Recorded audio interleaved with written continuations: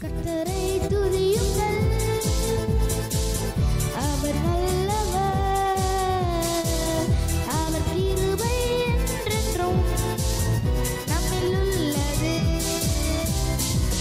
கர்த்தரை துதியுங்கள், அவர் நல்லவர், அவர் கிருபை என்றென்றும் நம்மில் உள்ளது.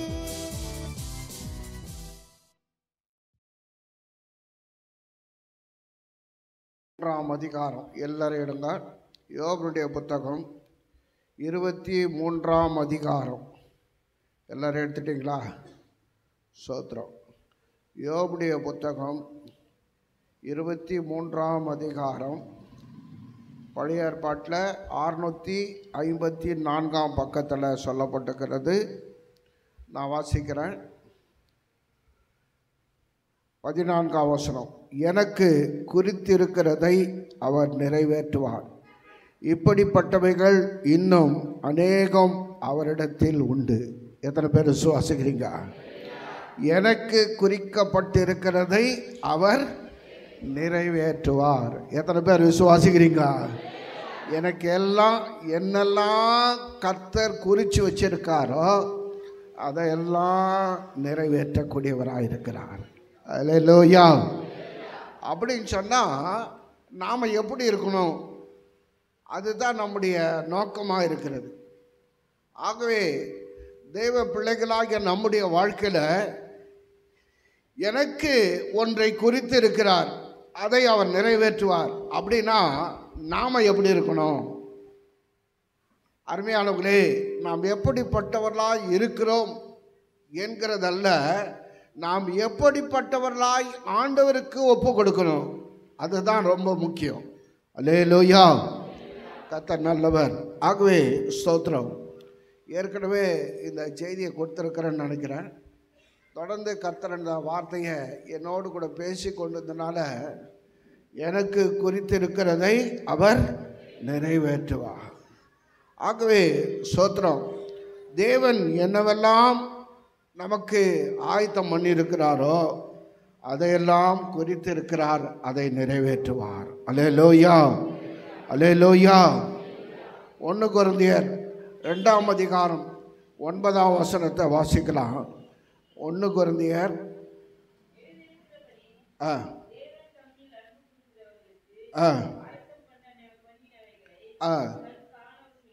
கண் காணவும் இல்லை, காது கேட்கவும் இல்லை, அவன் மனுஷனுடைய இருதயத்தில் தோன்றவும் இல்லை. நமக்கோ தேவன் தமது ஆவியினாலே அவைகளை வெளிப்படுத்தியிருக்கா. 12 வசனம் வாசித்தீங்களா? சரி, வாசிங்க.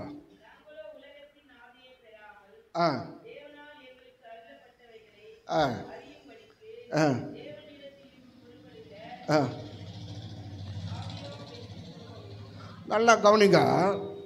தேவன் தம்முடைய அன்புக்குறவுகளுக்கு ஆயத்தம் பண்ணினவைகளை கண் காணவும் இல்லை, காது கேட்கவும் இல்லை, மனுஷுடைய இருதயத்தில் தோன்றவும் இல்லை.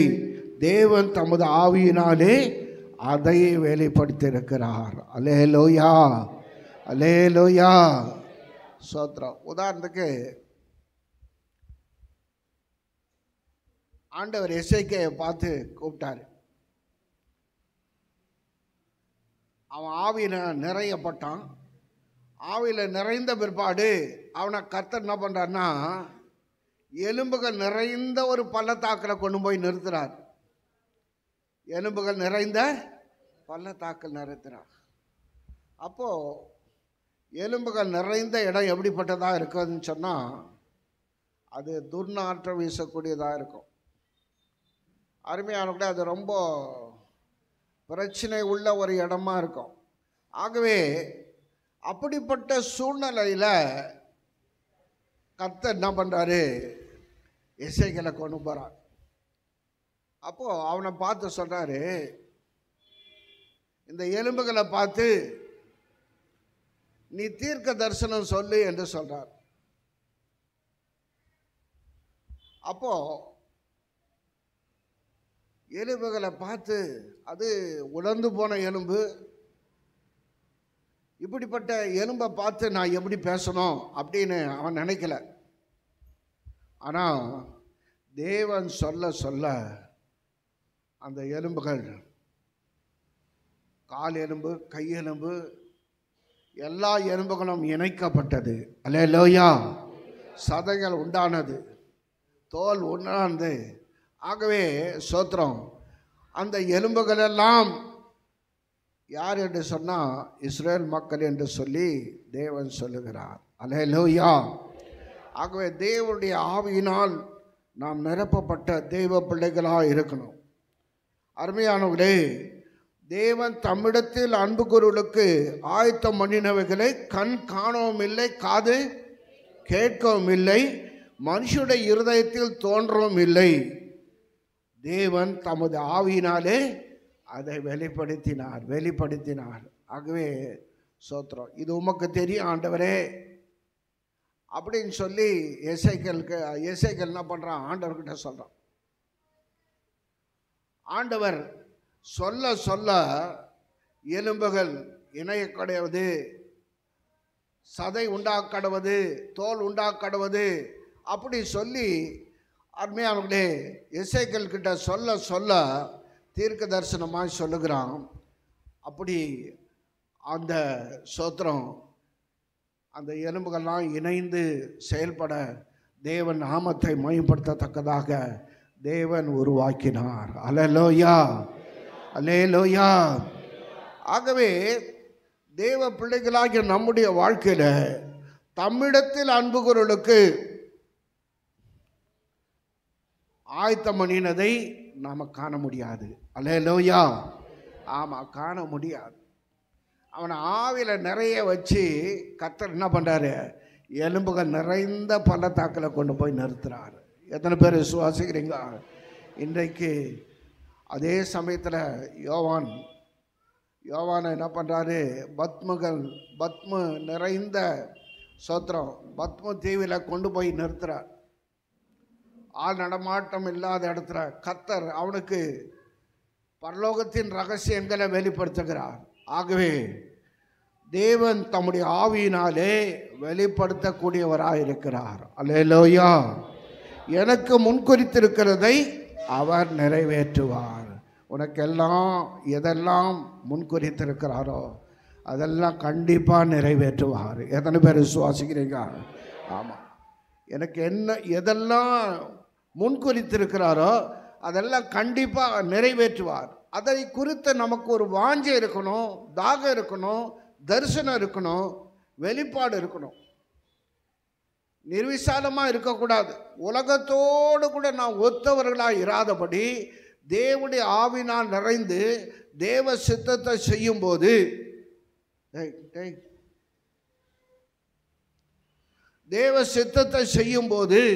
தேவன் தம்முடைய ஆவியினால் நிரப்பி நம்மை வழி நடத்தக்கூடியவராக இருக்கிறார். அல்லேலூயா. நமக்குரிய காரியங்களை முன்குறித்து ஏற்கனவே கர்த்தர் நிறைவேற்றும்படியாக நம்மை எப்படியெல்லாம் கர்த்தரை எப்படி ஆயத்தப்படுத்துகிறான்னு சொல்லி ஒரு நாட்களில் நாம் பார்க்கலாம். கர்த்தர் நல்லவர். அல்லேலூயா, அல்லேலூயா. எபேசியர் 1ஆம் அதிகாரம் 4ஆம் வசனத்தை வாசிக்கலாம். எபேசியர் 1ஆம் அதிகாரம் 4ஆம் வசனம்.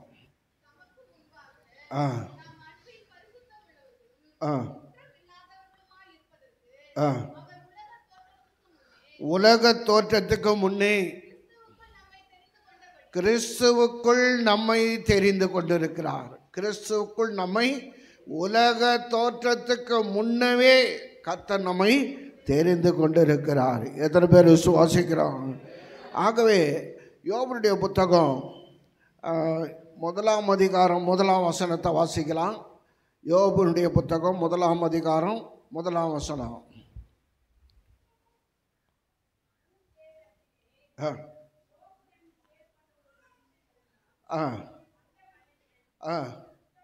உத்தமனும் சன்மார்க்கனும் தேவனுக்கு பயந்து பொல்லாப்புக்கு விலகிறவனாய் இருந்தான். அவனை குறித்து ஆண்டவரே சாட்சி சொல்றார். அல்லேலூயா. ஆமாம், அவனை குறித்து ஒரு சாட்சி சொல்றார். உத்தமன், சன்மார்க்கன், தேவனுக்கு பயந்து பொல்லாப்புக்கு விலகிறவன் என்று சொல்லி தேவனே அவனை குறித்து சாட்சி சொல்லுகிறார். அல்லேலூயா.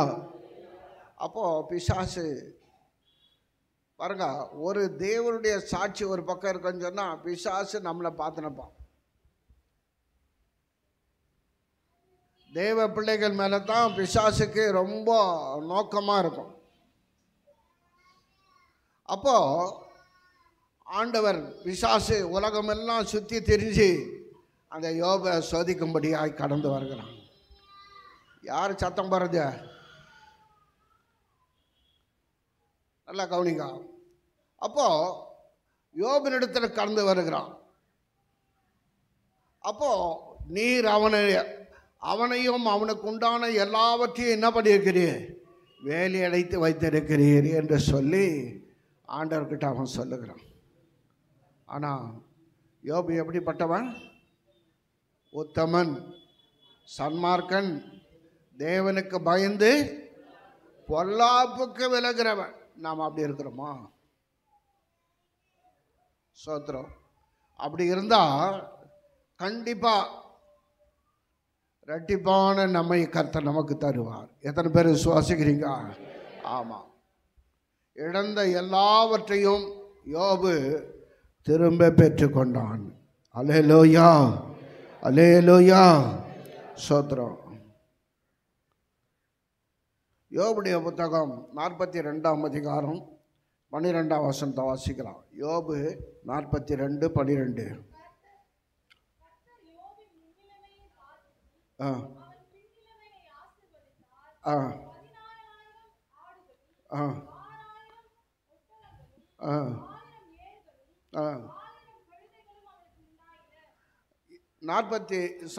ஏசாயா 48ஆம் அதிகாரம் 10ஆம் வசனம் வாசிக்கலாம். 48:10. ஆ ஆ ஆ வெள்ளியை போலல்ல, உபத்திரவத்தின் குகையிலே உன்னை தெரிந்து கொண்டேன்.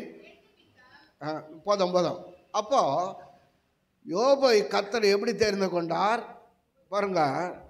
உபத்திரவத்தின் குகையிலே கர்த்தர் தெரிந்து கொண்டார். அல்லேலூயா. அவன் பாருங்க உத்தமனாக இருந்தான், சன்மார்க்கனாக இருந்தான், தேவனுக்கு பயந்து பொல்லாப்புக்கு விலகிறவனாக இருந்தான். அப்படி இருந்ததினால சோத்திரம் பிசாசு வந்து சோதிக்க ஆரம்பித்தான். சோதனை சகிக்கிற மனுஷன் பாக்கியவான். ஆகவே சோத்திரம் இங்கே சொல்லப்பட்டிருக்கிறவனமாக உபத்திரவத்தின் குகையிலே நான் என்ன பண்ணேன்? உன்னை தெரிந்து கொண்டேன். யோப உபத்திரவத்தின் குகையிலே கர்த்தர் தெரிந்து கொண்டார். அல்லேலூயா, அல்லேலூயா.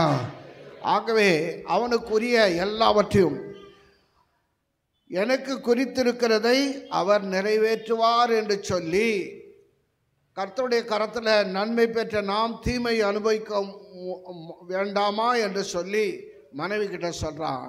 தேவனை தூஷித்து ஜீவனை விடும் என்று சொல்லி யோபுடைய மனைவி சொல்கிறாங்க. ஆனால் அப்படி செய்யல. அவன் கர்த்தர் கொடுத்தார், கர்த்தர் எடுத்தார், கர்த்தருடைய பரிசுத்த நாமத்துக்கு ஸ்தோத்திரம் அப்படின்ற நம்பிக்கை விசுவாசம் யோபுக்கு இருந்தது. நமக்கு அப்படி இருக்குதா? கர்த்தர் கொடுத்தார். நம்ம விட்டு ஏதாவது போயிடுச்சுனாக்கா ஐயோ போயிடுச்சேன்னு அப்படின்னு நினைக்கூடாது. போனாலும் கர்த்தர் கொடுப்பார். எத்தனை பேர் விசுவாசிக்கிறீங்க? ஆமாம், போனாலும் கர்த்தர் தருவார். இழந்ததை எல்லாவற்றையும் யோபு திரும்ப பெற்றுக்கொண்டான். எத்தனை பேர் விசுவாசிக்கிறீங்க? அதே சமயத்தில் தேவ பிள்ளைகளாகிய நம்முடைய வாழ்க்கையில் எதெல்லாம் தேவனுடைய சித்தத்தின்படி நாம் இழக்கிறோமோ அதெல்லாம் கர்த்தர் நமக்கு திரும்ப தருவார். அல்லேலூயா. ஆகவே தேவ பிள்ளைகளாகிய நம்முடைய வாழ்க்கையில் இரட்டிப்பாய் தரக்கூடிய தேவனை நாம் பார்க்கிறோம். அல்லேலூயா. எனக்கு முன்குறித்து இருக்கிறதை அவர் நிறைவேற்றுவார். யோபுடைய வாழ்க்கையில் சோத்திரம். உபத்திரவத்தின் குகை கடந்து வந்தாலும் அருமையானவர்களே சோத்திரம், முன்னிலைமை பார்க்கலாம் பின்னிலைமை ஆசீர்வாதமாய் மாறினது. அல்லேலூயா. எத்தனையோ நண்பர்கள் 4 பேர் சொல்கிறாங்க, தேவனுக்கு விரோதமாக பாவம் செஞ்சிருப்பேன் அப்படின்னு சொல்லி பல காரியங்களை சொல்கிறாங்க. ஆனாலும் யோபு ரொம்ப அமைதியாக இருக்கிறான். ஊர் தேசத்தில் ஒரு பெரிய செல்வந்தனாக சீமானாக இருந்தான். ஆனால் கர்த்தர் அவனை ஆசீர்வதித்தார். அவருடைய வாழ்க்கையில் ஆடு மாடு மிருக ஜீவனெல்லாம் போனால் பரவாயில்ல, பிள்ளைகள்லாம் செத்து போயிட்டாங்க. அல்லேலூயா. பிள்ளைகள்லாம் செத்து போயிட்டாங்க. சோத்திரம். ஒருவரை இழந்த பிற்பாடு நம்முடைய வாழ்க்கை எப்படி இருக்குதுன்றது யோசிச்சு பார்க்கணும். நம்ம குடும்பத்தில் ஒருத்தரை இழந்துட்டோன்னு சொன்னால் அதே கலங்கக்கூடாது, வேதனைப்படக்கூடாது. ஆகவே சோத்திரம், அவர்கள் மகிமைக்குள்ள பிரவேசித்திருக்கிறார்கள் என்று சொல்லி அருமையானவர்களே அவர்களை கர்த்தருடைய தேவன் அவருடைய சித்தத்தின்படி அழைத்து கொண்டார். எத்தனை பேர் விசுவாசிக்கிறீங்க? ஆமாம். பூந்தமல்லியில் ஒரு பாஸ்டர் இருந்தார், அருள் பிரகாசம். கைப்பிரதி இல்லாமல் வெளியே போக மாட்டார். சைக்கிள்லையும் சரி, வண்டிலையும் சரி, கார்லையும் சரி, கைப்பிரதி இல்லாமல் போகவே மாட்டார். யாருன்னா ஒருத்தரை பார்த்தார்னா அவர் பாருங்க சுவிசேஷம் சொல்லாத விட மாட்டார். சோத்திரம். அந்த பூந்தமல்லியில் கடந்து போய் கல்லறைக்கு பக்கத்தில் அவர் ஊழியத்தை தொடங்கினார். திடீர்னு அவருடைய வாழ்க்கையில் சோத்திரம் வெள்ளம்லாம் சபைக்குள்ள இந்த மாதிரி இந்த மேஜ் அளவுக்கு தண்ணி வந்துச்சு. இன்னொரு மேஜை போட்டு அதில் உட்காந்துங்கிறாரு. பிள்ளைங்களெல்லாம் காஞ்சிபுரம் அனுப்பிச்சிட்டார். காஞ்சிபுரம் தான் அவருக்கு சொந்த ஊர். அனுப்பிச்சிட்டார். அங்கேயே உட்காந்து ஸ்தோத்திரம் பண்ணியிருந்தார். ஸ்தோத்திரம். இந்த காரியெல்லாம் கர்த்தர் பார்த்தார். அவர் உட்காந்து ஜெபம் பண்ணிக்கிறத கர்த்தர் பார்த்தார். அங்கே திடீர்னு ஒருத்தர் ஸ்தோத்திரம் அவரை சந்திக்கபடியாக வந்தார். நான் இங்கேருந்து வரவே மாட்டேன் அப்படின்னு அங்கேயே இருந்தார். அதுக்கப்புறம் ஸ்தோத்திரம் அவர் மூலமாக ஆண்டவர் ஒரு பெரிய ஆலயத்தை கட்டும்படி கிருபை செய்தார். எத்தனை பேர் விசுவாசிக்கிறீங்க? ஆமாம். உபத்திரம் வந்தது, உபத்திரப்பட்டது நல்லது. அதனால் உங்களுடைய பிரமாணங்களை கற்றுக்கொண்டேன். நம்முடைய வாழ்க்கையில் அருமையானவர்களே, தேவன் நமக்கு உபத்திரம் வரும்போது, கஷ்டம் வரும்போது, பாடு வரும்போது, நெருக்கம் வரும்போது நாம் சோர்ந்து போகக்கூடாது. சோர்ந்து போகிறதுக்கு அவர் பலன் கொடுத்து சத்துவம் இல்லாதவர்களுக்கு சத்துவத்தை கொடுக்கிற தேவன். எத்தனை பேர் விசுவாசிக்கிறீங்க? ஆகவே அருமையான தாசனுடைய வாழ்க்கையில் சோத்திரம் சமீபத்தில் தான் நான் போய் பார்த்தேன். அவர் மறிச்ச பிற்பாடு கடந்து போன பெரிய சபை ஃபுல்லாக ஏசி போட்டிருக்கிறாங்க. சோத்திரம். ஒரு மூத்த மகன் கர்நாடகாவில் ஊழியம் செய்கிறார். இளைய மகன் அவரோட கூட இருந்து ஊழியம் செய்கிறார். அவர் மூலமாக அநேக ஊழியர்கள் உருவாக்கப்பட்டாங்க. அவங்க குடும்பத்தில் இருக்கிறவங்க எல்லாருமே ஊழியம் செய்து கொண்டுக்கிறாங்க. எத்தனை பேர் விசுவாசிக்கிறீங்க? ஒருவன் எனக்கு ஊழியம் செய்வானால் பிதாவானவர் அவனை கனம் பண்ணுவார். நம்ம பிள்ளைங்க வாலி பசங்களை நான் பார்க்குறேன். வாலிபால் இது பண்ணுறாங்க, விளையாடுறதுக்கு போகிறாங்க. ஊழியத்துக்கு ஒரு சிலர் கூட்டம் போயின்னுக்கிறாங்க. இவங்க பாருங்கள் நிர்விசாலமாக இருக்கிறாங்க, தெய்வ பயம் இல்லாத இருக்கிறாங்க. ஆனால் கர்த்தருக்கு ஊழியம் செய்யணும் அப்படின்ற ஒரு சிலருக்கு வாஞ்சை இருக்குது, அந்த தரிசனம் இருக்கிறது, கரிசனம் இருக்கிறது. ஆனாலும் ஒரு சிலருக்கு அந்த தரிசனம் இல்லை. தரிசனம் இல்லாத இடத்தில் ஜனங்கள் என்ன பண்ணுவாங்க? சீர்கட்டு போயிடுவாங்க. சீர்கட்டு போயிடுவாங்க. குடும்பம் சீர்கட்டு போயிடும். உங்ககிட்ட நான் சொல்கிறேன், உங்கள் குடும்பம் சீர்கட்டு போகாது இருக்கணும்னா ஊழியத்தில் உருவாக்கணும், சத்தியத்தில் உருவாக்கணும், சபையில் உருவாக்கணும். உருவாக்குறவர்களாய் கர்த்தர் மாற்ற வேண்டும். எத்தனை பேர் விசுவாசிக்கிறீங்க? ஆமாம், சனிக்கிழமை தோறும் இங்கே வாலி பிள்ளைங்க வந்து கூடி ஜெபிப்பாங்க. அது எனக்கு ஒரு ஆசீர்வாதமாக இருக்குது. அல்லேலூயா. அதே சமயத்தில் இங்கே நிறைய பேர் இருக்கிறாங்க, அந்த பைபிள் ஸ்டடிக்கு வர்றதில்ல, உபவாச ஜெபத்துக்கு வர்றதில்ல, சும்மா இருப்பாங்க, சும்மாவே இருப்பாங்க, அப்படி நிர்விசாலமாக இருப்பாங்க. கஷ்டம், வறுமை, தரித்திரம் இப்படி தான் சொல்லியிருப்பாங்க. கர்த்தரை தேடுகளுக்கு ஒரு நன்மையும் குறைபடாது. ஆகவே ஒரு நன்மையும் குறைபடலைன்னா தேவ சமூகத்தை தேடணும், தேவ சமூகத்தை தேடணும். தேவனை தேடினவர்களுக்கு ஒரு நன்மையும் குறைபடாது. ஆகவே இந்த நாட்களிலாவது நீங்கள் தேவ சமூகத்தை தேடி வாங்க. தேவ சமூகத்தில் வந்து பாஸ்டர் இருக்கிறாரோ இல்லையோ அதெல்லாம் இல்லை.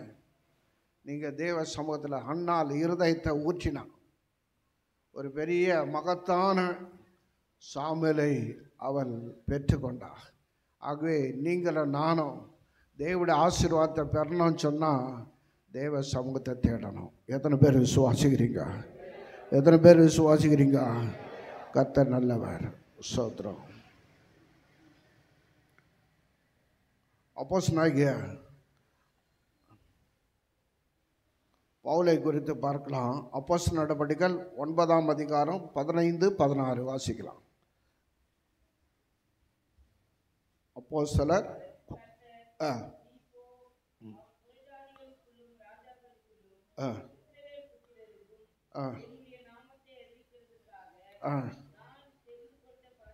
நான் தெரிந்து கொண்ட பாத்திரர். அப்பா நல்லா அப்போஸ்தலனாகிய பவுல் ஸ்தேவான் கொலை செய்யும் போது அவனுடைய உடைகளை வாங்கி வச்சிருந்தான். அதே சமயத்தில் அநேக தேவ பிள்ளைகளை அவன் வேதனைப்படுத்தினான், துன்பப்படுத்தினான்.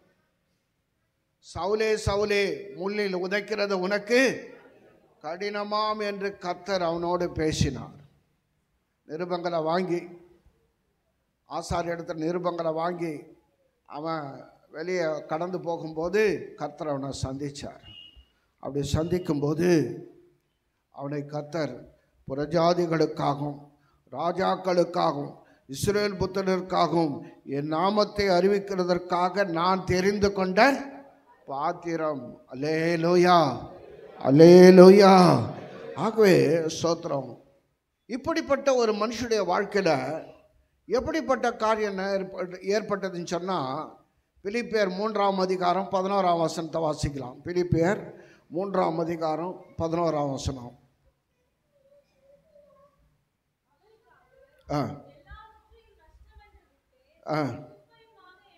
நல்லா கவனிங்க. பெரிய படித்தவன், அறிவாளி, அருமையானவர்களே, அவருக்காக எல்லாவற்றையும் குப்பையும் நஷ்டமாக எண்ணினான். அவன் படித்தவன், அறிவாளி, அநேக சொத்துக்கு அதிபதியாக இருந்தான். ஆகவே தேவனுடைய சமூகத்தில் பாருங்க, அவனை குறித்து சொல்லப்பட்டு இருக்கிறது. அப்போஸ்தலர் நடபடிகள் 26ஆம் அதிகாரத்தில் 16ஆம் வசனத்திலிருந்து வாசிக்கலாம். 16லேருந்து 18 வரலாம்.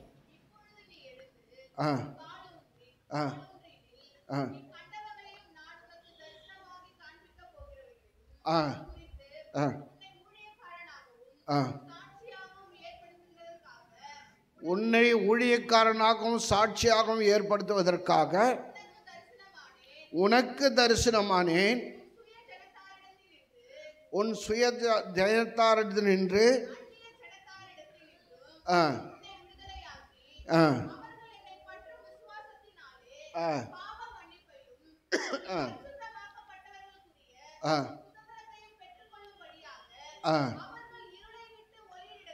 அவர்கள் இருளை விட்டு ஒளியினிடத்திற்கும் சாத்தானுடைய அதிகாரத்தை நின்று தேவனிடத்திற்கும் திரும்பும்படிக்கு நீ அவர்களுடைய கண்களை திறக்கும்படிக்கு அவர்களிடத்தில் அனுப்புகிறேன். அப்போ பாருங்க, அப்போஸ்தலனாகிய பவுல் அநேகரை துன்பப்படுத்தினான். நீ துன்பப்படுத்துகிற இயேசு நானே என்று ஆண்டவர் அவனை தரிசனம் கொடுத்து அவனை குறித்து ஒரு பெரிய காரியத்தை கர்த்தர் வச்சிருந்தார். அருமையானவர்களே, அவனை குறித்த ஒரு பெரிய காரியத்தை கர்த்தர் வச்சிருந்தார். ஸ்தோத்திரம். அவனை குறித்து தேவனுடைய புறஜாதிகளுக்காகவும் ராஜாக்களுக்காகவும் இஸ்ரவேல் மக்களுக்காகவும் என் நாமத்தை அறிவிக்கிறதற்காக நான் தெரிந்து கொள்ளப்பட்ட பாத்திரம் என்று சொல்லி ஸ்தோத்திரம் அவனை கர்த்தர் அழைச்சார். எத்தனையோ முறை அவனை அடித்து தள்ளி விட்டாங்க, குற்றுயிராக்கப்பட்டாங்க, சிறைச்சாலையில் பாருங்க போட்டாங்க. இப்படியெல்லாம் வேதனையும் துன்பத்தையும் அனுபவிக்கிற ஒரு மனுஷனாக ஸ்தோத்திரம் காணப்பட்டான். ஆனாலும் அவருக்காக குப்பையும் நஷ்டமாக எண்ணுகிறேன் என்று சொல்லி எத்தனை பேர் சுவாசிக்கிறீங்க? ஆகவே எனக்கு குறித்திருக்கிறதை அவர் நிறைவேற்றுவார். தேவன் எந்த நோக்கத்துக்காக அப்போஸ்தலனாகிய பவுலை குறித்தாரோ அந்த நோக்கத்தை நிறைவேற்றும்படியாக அவனை கொண்டு கர்த்தர் பெரிய காரியங்களை செய்தார். எத்தனை பேர் விசுவாசிக்கிறோம்? எத்தனை பேர் விசுவாசிக்கிறோம்? இன்றைக்கு நீங்கள் நானும் தேவன் நம்ம எதற்காக தெரிந்து கொண்டார் என்கிற ஒரு சூழ்நிலையில் இல்லாதபடி இருக்கிறோம். எனக்கு என்ன நல்ல ஆசீர்வச்சிருக்கிறார், எனக்கு சுகத்தை கொடுத்திருக்கிறார், பலத்தை கொடுத்திருக்கிறார், என் பிள்ளைகளை ஆசீர்வாதமாக வச்சிருக்கிறார், எனக்கு வருமானத்தை கொடுத்திருக்கிறார், பணத்தை பொருளாக எல்லாத்தையும் கொடுத்திருக்கிறார், நான் நல்லா இருக்கிறேன், இது போத ஆண்டவரே அப்படின்னு சொல்லக்கூடாது.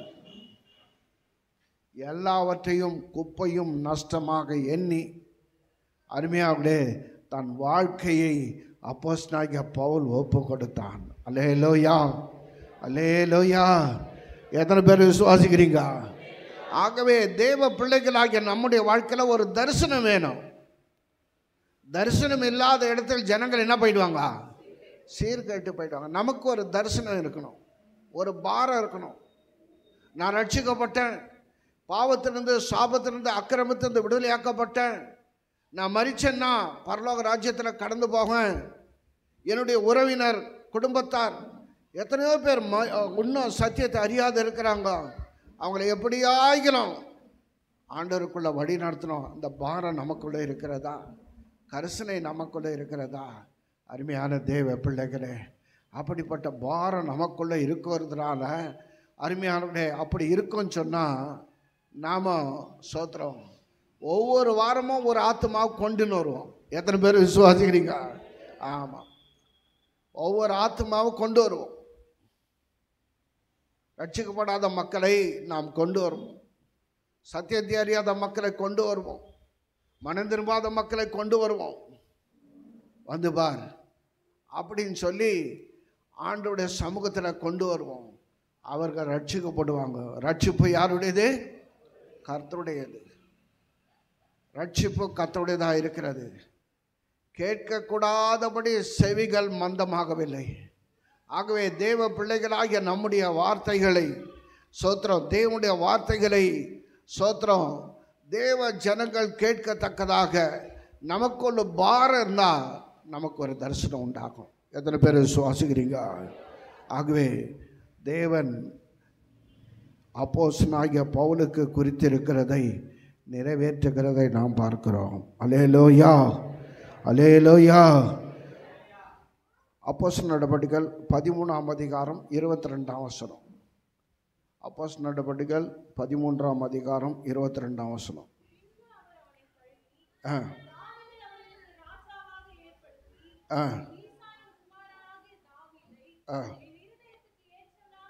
என் இருதயத்துக்கு ஏற்றவனாக கண்டேன், எனக்கு சித்தமானவைகள் எல்லாம் அவன் செய்வான் என்று அவனை குறித்து தேவன் சாட்சி கொடுத்தார்.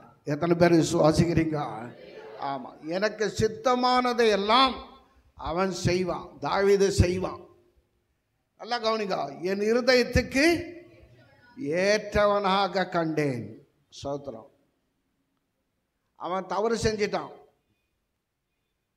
பச்சைப்பார் இடத்துல தவறு செஞ்சிட்டான். ஆனாலும் கர்த்தர் அதை மன்னித்து ஒப்பு கொடுத்து ஆண்டவர் சமூகத்தில் அவன் குற்றங்களை மன்னித்து அவனை கர்த்தர் ரட்சிக்கிறார். அதுக்கப்புறம் பாருங்க, என் இருதயத்துக்கு ஏற்றவன் என்று கர்த்தர் சொல்லுகிறார். எத்தனை பேர் விசுவாசிக்கிறீங்க? நீங்களும் நானும் எப்படிப்பட்ட நிலைமையில் இருந்தோம்? அநேக நேரத்தில் விழுந்து போகிறோம், பின்வாங்கி போகிறோம், தேவ சமூகத்தை விட்டு விலகி போயிடும், தேவனுடைய அன்பை விட்டு விலகி போகிறோம். அருமையானவரே, ஆனாலும் கர்த்தர் நம்முடைய கிருபையினாலே நம்ம இணைத்து கொண்டிருக்கிறார்.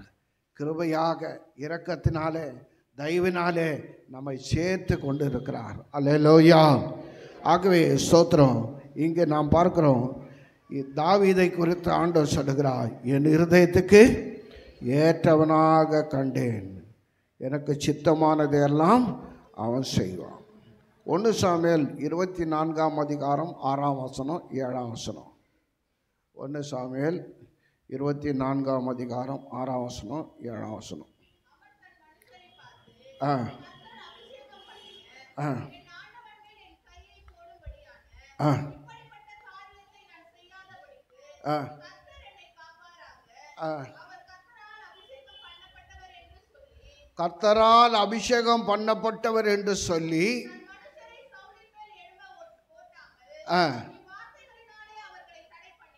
நல்லா கவனிங்க. அப்போ உன் சத்ரு ஒரே குத்தா குத்திட்டுமா அப்படின்னு சொல்லி வேலைக்காரன் சொல்கிறான். அவர் அப்படியே இறந்துட்டாதான், இல்லை யுத்தத்தில் இறந்தா. அதே சமயத்தில் ஸ்தோத்திரம் பாருங்க, இப்படி அவர் அபிஷேகம், கர்த்தரால் அபிஷேகம் பண்ணப்பட்டவர், அவருக்கு விரோதமாக நான் என்ன பண்ணக்கூடாது, எழும்பக்கூடாது என்று சொல்லி அந்த தாவீது அந்த வேலைக்காரனை தடுக்கிறான். அதே சமயத்தில் சவுலுடைய வேலைக்காரன் அப்னர் இறந்து போயிட்டான். அப்போது சவுலுடைய வேலைக்காரன் தான் அப்னர். ஆனால் இன்னொரு வசனத்தை வாசிக்கலாம். 2 சாமுவேல் 3ஆம் அதிகாரம் 31ஆம் வசனம். 2 சாமுவேல் 3ஆம் அதிகாரம் 31ஆம் வசனம். ஆ ஆ ஆ ஆ ஆ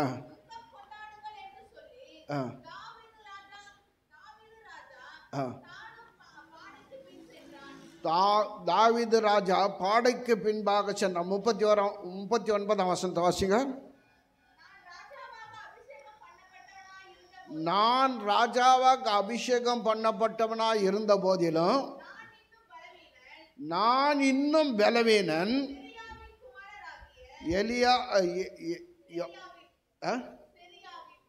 செரியாவின் குமாரராகிய இந்த மனுஷர் என் கரத்துக்கு மிஞ்சினவர்களாக இருக்கிறாங்க. நல்லா கவனிக்கணும். அபிஷேகம் பண்ணப்பட்டவன் தாவீது. ஆனால் யோவாப் அசகேலுடைய சகோதரனை கொன்றுட்டான்.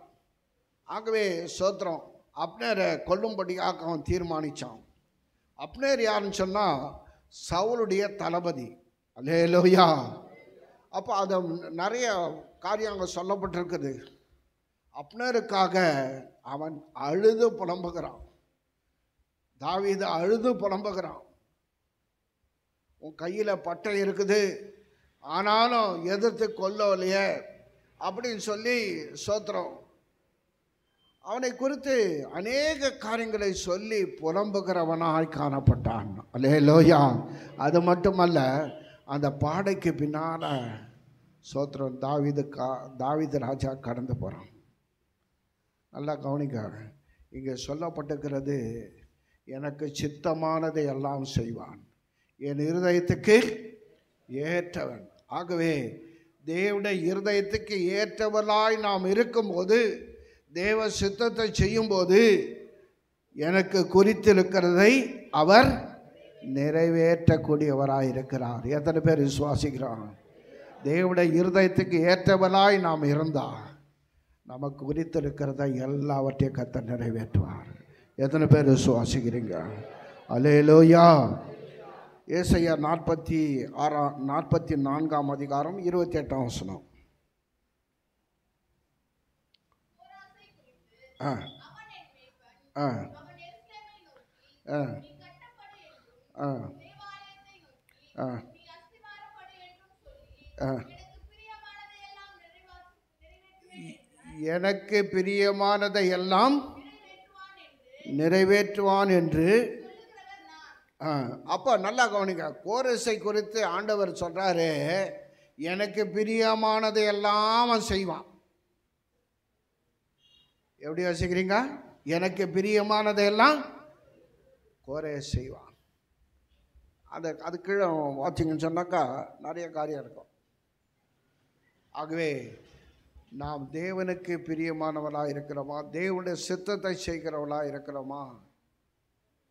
தாவீதை குறித்து நாம் பார்க்கிறோம், என் இருதயத்துக்கு ஏற்றவனாய் கண்டேன். அல்லேலூயா, அல்லேலூயா. ஆகவே தேவனுடைய இருதயத்துக்கு ஏற்ற தேவ பிள்ளைகளாய் நாம் இருக்கும்போது எனக்கு குறித்திருக்கிறதை அவர் நிறைவேற்றுவார். எத்தனை பேர் விசுவாசிக்கிறீங்க? சரி, இன்னொரு வசனத்தை வாசிக்கலாம். ஆதியாகமம் 37 அதிகாரம் 5 வசனம் 5 வசனத்திலிருந்து 11 வசனம் வரலாம். ஆ ஆ ஆ ஆ ஆ ஆ ஆ ஆ ஆ ஆ ஆ துரைத்தனம் பண்ணுவாயா? நீ எங்களை ஆளப் போகிறாயோ? ஆ ஆ ஆ இன்னும் அதிகமாய் பகைத்தார்கள். ஆ ஆ ஆ ஆ ஆ ஆ ஆ ஆ ஆ ஆ ஆ ஆ கடிந்து கொண்டான். நல்லா கவனிங்க.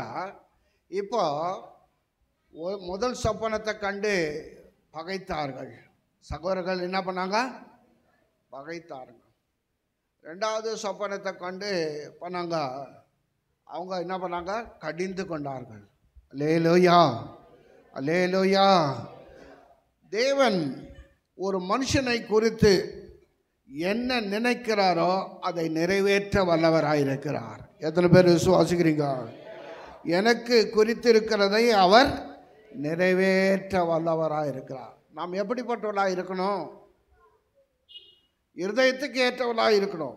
ரெண்டாவது இங்கே சொல்லப்பட்டு இருக்கிறது சோத்திரம். இங்கே அந்த 40 ஆதியாகமம் 41 அதிகாரம் 41 வசனத்தை வாசிக்கலாம். ஆ ஆ பாருங்க, எகிப்து தேசம் முழுமைக்கு உன்னை அதிகாரி ஆக்கினேன் என்று சொல்லி அவனை உருவாக்குறார். கர்த்தர் பெரிய காரியத்தை செய்கிறார். நல்லா கவனிக்க. அதில் நிறைய காரியம் சொல்லப்பட்டிருக்கிறது. அப்போ அவனை குறித்து நிறைய காரியத்தை கர்த்தர் அங்கே சொல்லி இருக்கிறார். அருமையானவர்களே, ஸ்தோத்திரம். அதே சமயத்தில் ஆதியாகமம் 45 அதிகாரம் 4 வசனத்தை வாசிக்கலாம். ஆதியாகமம் 45:4. ஆ ஆ ஆ ஆ ஆ ஆ ஆ என்னை இவ்விடத்தில் வரும்படி கொன்று போட்டதினால், விற்று போட்டதினால் நீங்கள் சஞ்சலப்பட வேண்டாம், விசனமாயிருக்க வேண்டாம், ஜீவன் ரட்சனை செய்யும்படி தேவன் என்னை உங்களுக்கு முன்பாக அனுப்பினார். எத்தனை பேர் விசுவாசிக்கிறீங்க?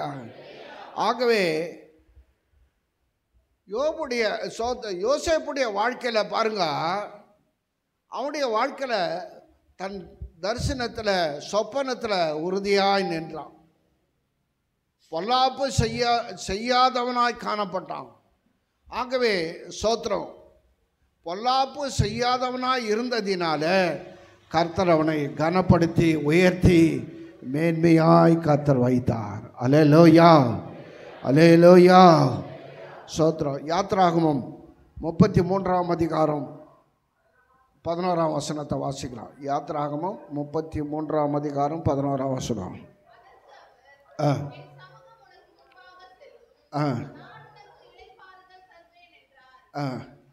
33:11. ஒருவன் தன் சிநேகிதனோடு கூட பேசுவது போல கர்த்தர் மோசையோடு முகமுகமாய் பேசினார்.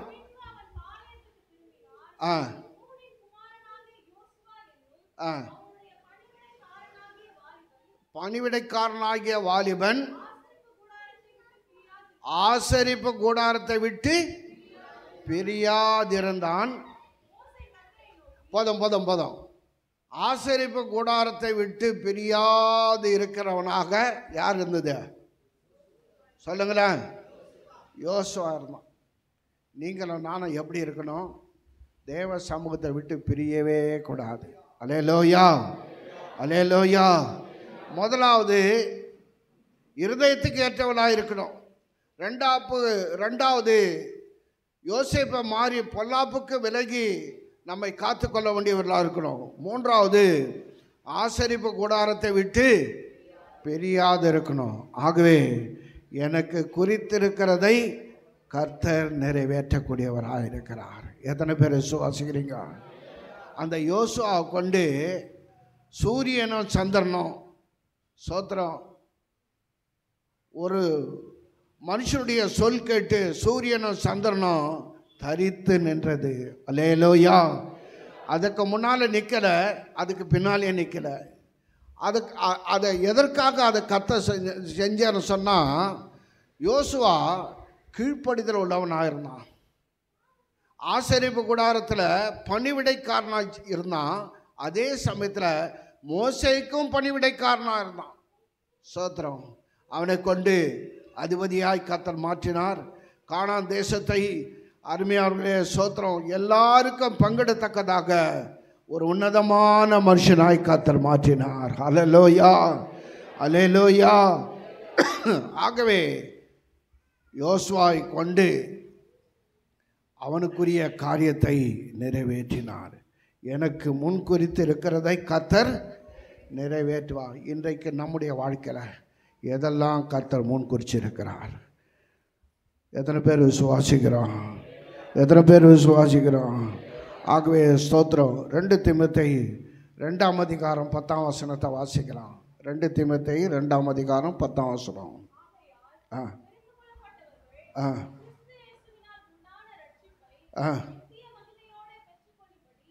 அதுக்கு முன்னால் எபேசியர் 1:12 வாசிங்க. எபேசியர் 1:12.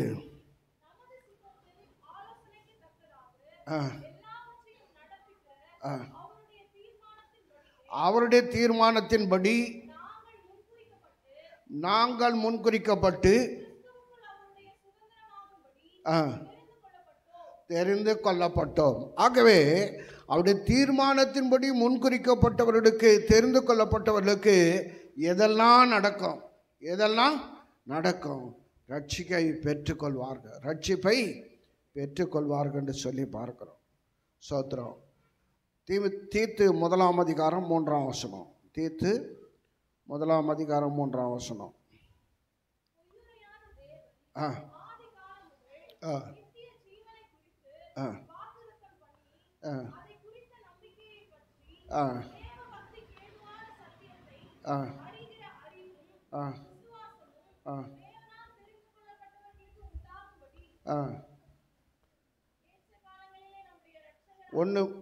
தீத்து 1:3.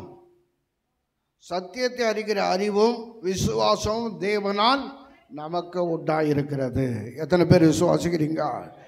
அதே சமயத்தில் லூக்கா 18ஆம் அதிகாரம் 7ஆம் வசனம். லூக்கா 18ஆம் அதிகாரம் 7ஆம் வசனம். ஆ ஆ ஆ தம்மால் தெரிந்து கொள்ளப்பட்ட விஷயத்தில் நியாயம் செய்கிறவராயிருக்கிறார். ஹல்லேலூயா, ஹல்லேலூயா. ஆகவே எனக்கு நியாயம் செய்யக்கூடியவர் யாருங்க? தேவன் தான். எத்தனை பேர் விசுவாசிக்கிறீங்க? ஆகவே நம்முடைய வாழ்க்கையில் நியாயம் செய்கிறவர். ஆகவே சத்தியத்தை அறிகிற அறிவை நமக்கு கொடுக்கிறவர் ஆண்டவர். எத்தனை பேர் விசுவாசிக்கிறீங்க? ஆகவே தேவ பிள்ளைகளாகிய நம்முடைய வாழ்க்கையில் யாக்கோப்பு 2ஆம் அதிகாரம் 5ஆம் வசனத்தை வாசிக்கலாம். யாக்கோப்பு 2ஆம் அதிகாரம் 5ஆம் வசனம். ஆ ஆ ஆ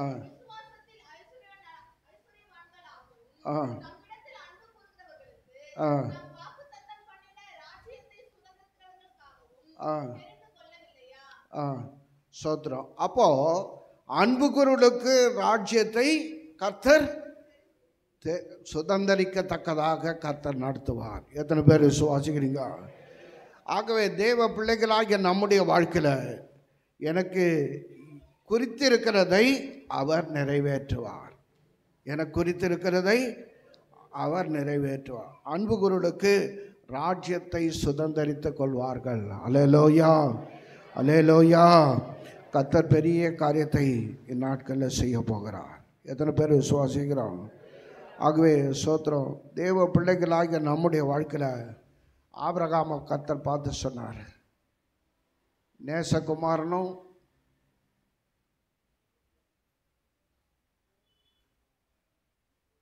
நான் குறிக்கப்பட்ட மலையில் கொண்டு போய் பலி செலுத்து என்று கர்த்தர் சொல்லுகிறார். ஆகவே சோத்திரம், குறிக்கப்பட்ட இடத்துக்கு அவன் போயிட்டான். சோத்திரம்.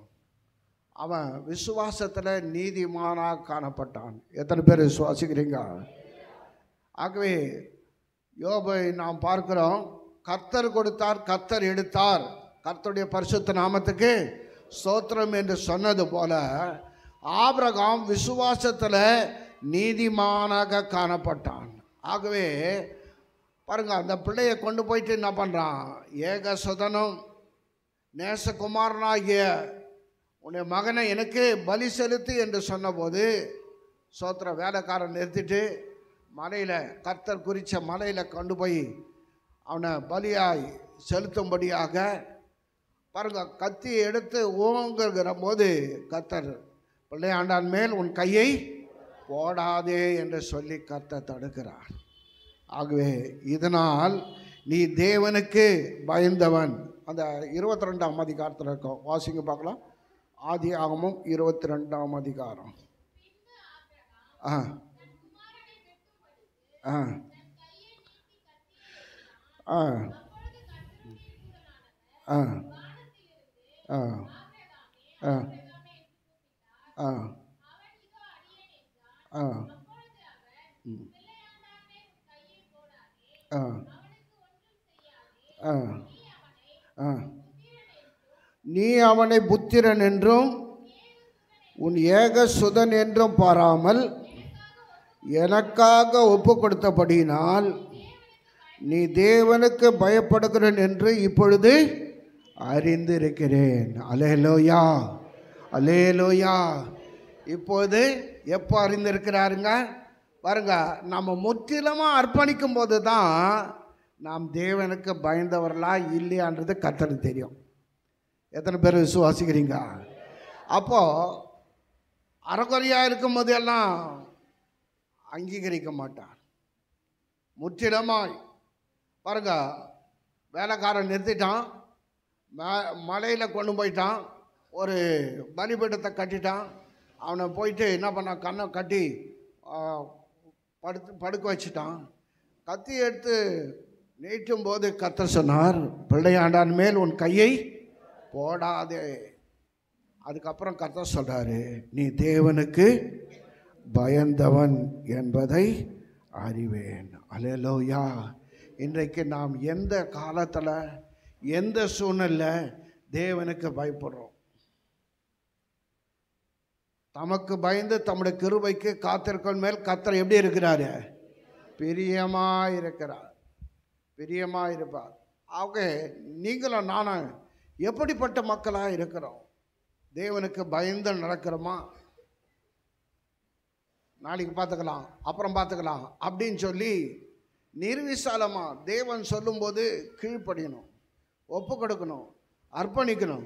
அதுதான் அருமையானவர்களே ஸ்தோத்திரம். ரோமர் 12ஆம் அதிகாரம் 1ஆம் வசனத்தில் சொல்லப்பட்டிருக்கிறது. ரோமர் 12:1 வாசிங்க. ஆ ஆ ஆ ஆ தேவனுடைய இரக்கங்களை முன்னிட்டு உங்களை வேண்டிக் கொள்கிறேன், இதுவே நீங்கள் செய்யத்தக்க புத்தி உள்ள ஆராதனை. உங்கள் சரீரங்களை முற்றிலுமாய் தேவனுக்கு ஒப்பு கொடுக்கணும். யாருக்கு ஒப்பு கொடுக்கணும்? ஆமாங்க. செய்யலாமா செய்யக்கூடாதா, இப்படி நேர்ந்துக்கலாமா நேர்ந்துக்கூடாதா, அப்படியெல்லாம் இருக்கக்கூடாது. ஸ்தோத்திரம்.